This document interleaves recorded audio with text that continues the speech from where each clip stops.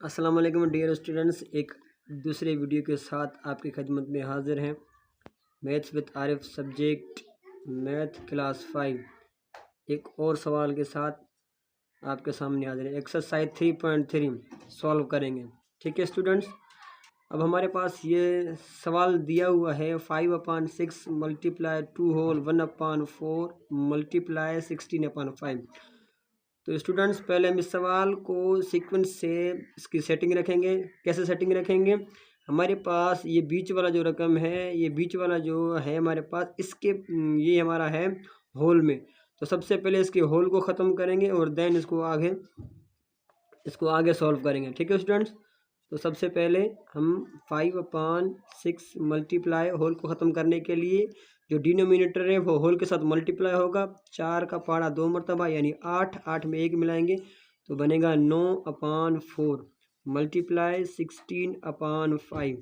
Students अब हमारे पास जो हमारे जो सवाल है, क्वेश्चन है, वो सीक्वेंस से आ गया। ठीक है, अब देखें हमारे पास इस सवाल के 3 पोर्शन हैं, 1, 2, 3।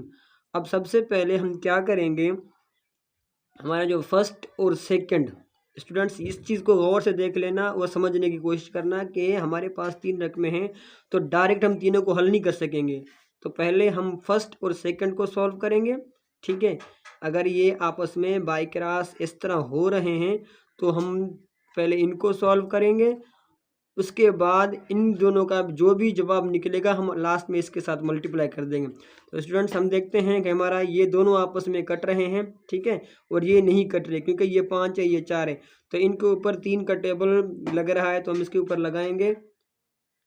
3 का टेबल 6 के ऊपर 2 मरतबा और 9 के ऊपर 3 मरतबा। ठीक है स्टूडेंट्स, इसको फिलहाल छेड़ना ही नहीं है क्योंकि हमें फर्स्ट और सेकंड रकम को सॉल्व करना है क्योंकि ये बाई क्रॉस हो रहे हैं। ठीक है स्टूडेंट्स, तो सबसे पहले अब क्या करेंगे, इन दोनों को आपस में मल्टीप्लाई दे देंगे और इन दोनों को आपस में मल्टीप्लाई दे देंगे। तो 5 का पढ़ा 3 मरतबा पढ़ेंगे तो हमारे पास जवाब आएगा 15 में 2 का पढ़ा 4 मरतबा तो 8 आएगा। तो मल्टीप्लाई जो हमारे पास ये रकम बच गई थी हम इसको यहाँ रखेंगे 16/5।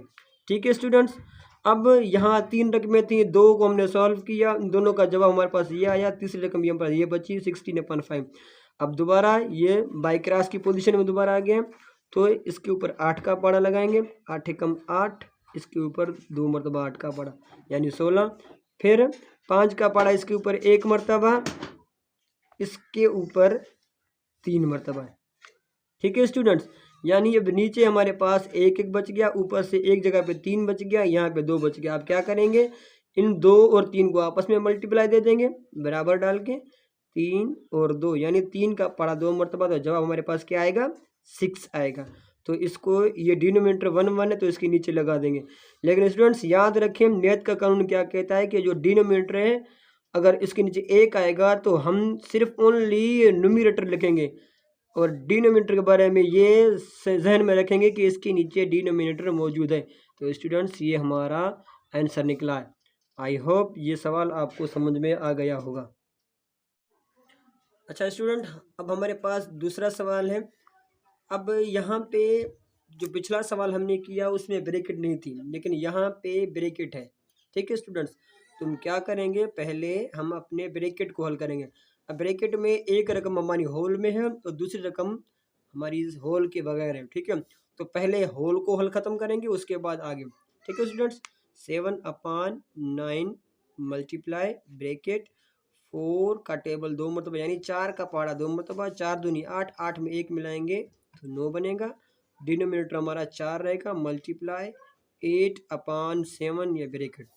ठीक है स्टूडेंट्स, यहाँ वही सेम 3 रकमें हैं लेकिन ये यहाँ ब्रैकेट में है।